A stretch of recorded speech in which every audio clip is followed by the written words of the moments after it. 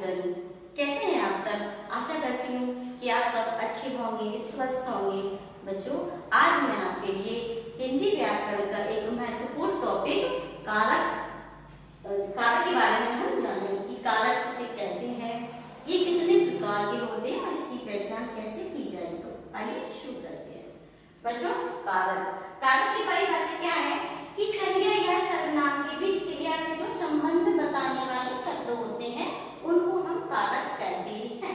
ठीक है, कारक की पहचान चिन्हों से की जाती है। कारक की पहचान किससे की जाती है? इसके चिन्ह होते हैं और ये 8 प्रकार के होते हैं। अब जैसे मैंने कहा कि क्रिया से संबंध बताने वाले शब्दों से की जाती है। अब ये कौन से शब्द होंगे? एक मैं उदाहरण देती हूँ आपको, जैसे राम, रावण, माँ।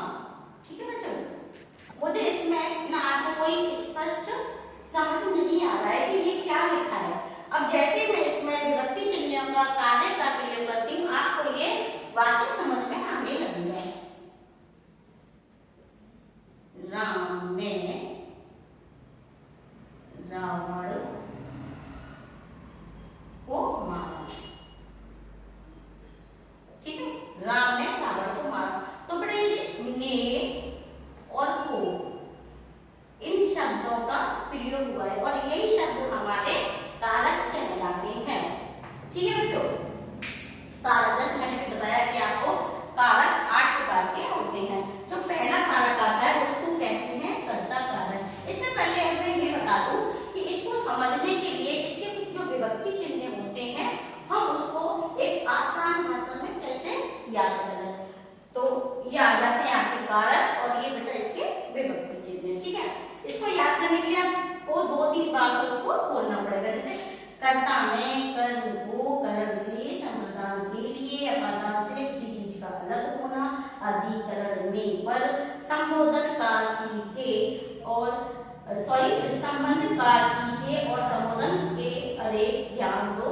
ठीक है, इत्यादि ये विभक्ति चिन्हों का इसमें प्रयोग होता है और इन्हीं विभक्ति के चिन्ह से याद करने से हम कारकों की पहचान कर पाते हैं। तो पहला आता है कर्ता कारक। कर्ता इसमें क्या होता है कि कर्ता की प्रधानता हो वह कर्ता कारक कहलाता है, जिसमें कारक कौन कर रहा है? कर्ता ही कर रहा है। ठीक है, जैसे अरुण ने गीत गाया, तो बच्चों ये ने है ना, ने, ये हमारा क्या कहलाएगा? ये कारक कहलाएगा और ये कर्ता कारक कहलाएगा। कर्म कारक में क्या होता है?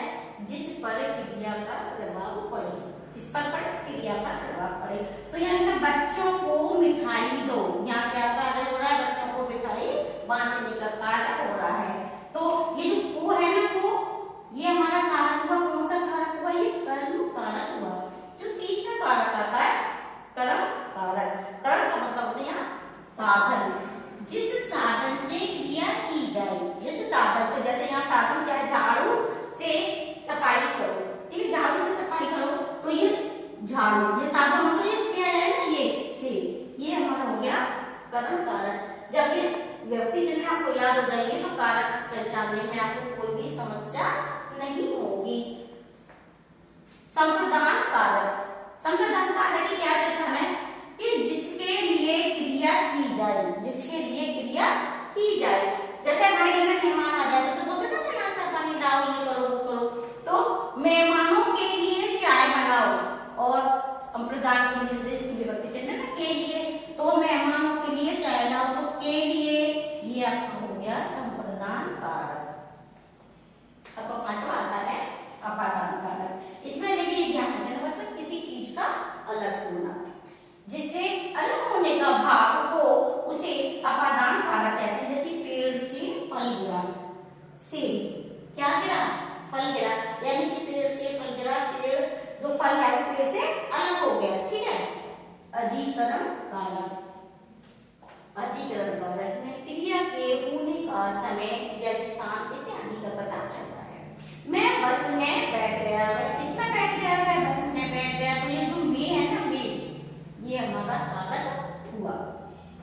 संबंध कारक, क्रिया और सर्वनाम के बीच में संबंध का पता चलना, ये आपका संबंध कारक कहलाता है। जैसे ये अमित का घर है, तो का, इन दोनों के बीच में ये संबंध जुड़ा, अमित का घर, ये अमित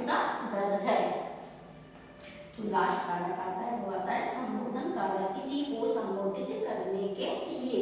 ठीक है, इसकी जो मैंने आपके विभक्ति चिन्ह बताया कि अरे, सुनो, ध्यान दो, ओ, ठीक है। अरे ये क्या हुआ, जब हम कोई बात सुन लेते हैं ना, आश्चर्यचकित हो जाते हैं तो बोलते हैं अरे ये कैसे हो गया, ये क्या हो।